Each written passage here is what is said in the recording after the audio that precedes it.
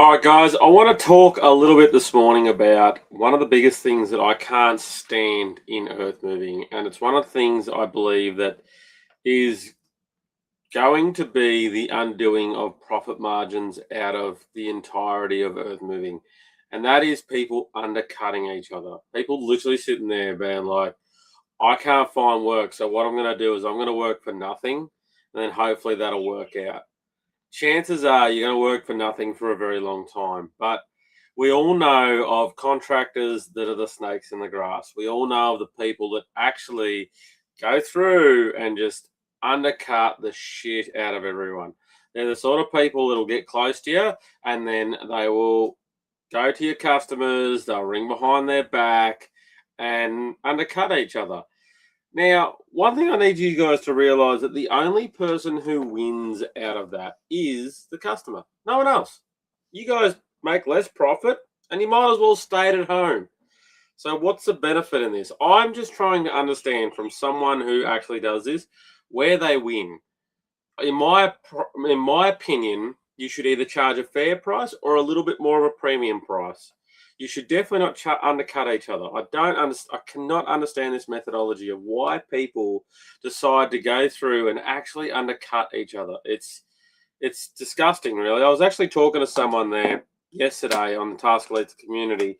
He just come on board with us, and he was telling me how he was helping out some concreters.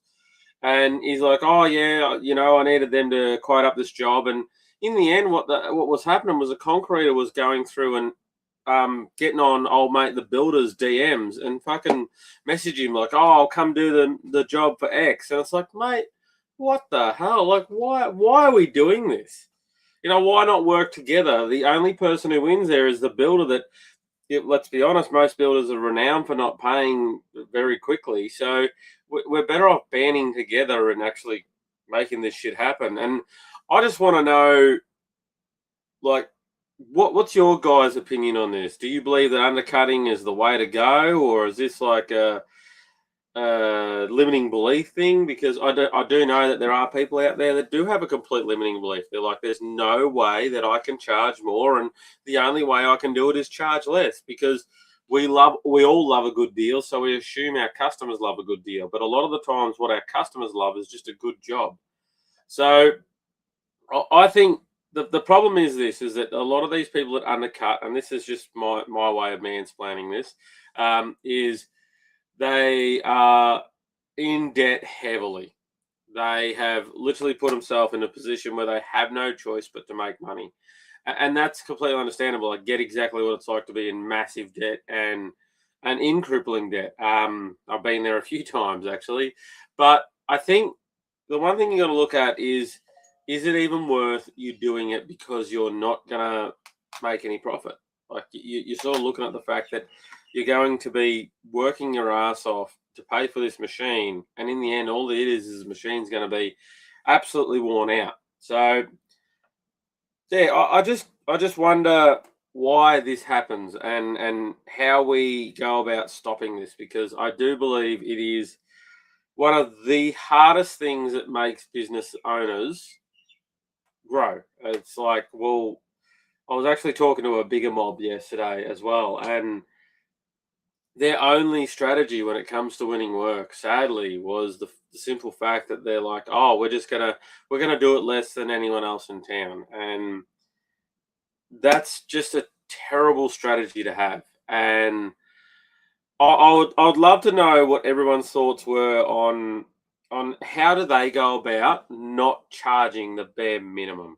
For me, the way we used to do it when it not charging the bare minimum was we would always hone in on what the customer truly wanted. That was our number one priority. We would listen to what the customer said and everything like that.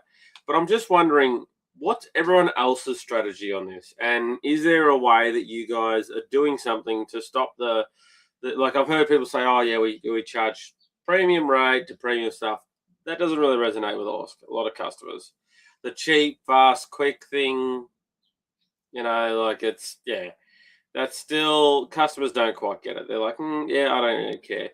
I want to know what everyone else is doing, because it'd be interesting to me to share with some of the, like, someone who's watching this who's looking to get into business, they'll be like, how do I not fall into the trap of undercutting each other? Because I done it when I first got into the earth moving industry. I done the exact same thing. So I bought my dozer and I looked at everyone down the road and I thought I could do it for $10 an hour less and I could still make money. Problem is that other person's done it for $10 an hour less than everyone else, and you fall into the trap because you don't understand the rules of marketing, you don't understand the rules of customers, and yeah. So that's my question to you guys over the next sort of 48 hours, because I'm starting the Sydney workshop. We're flying out today, so that will be happening.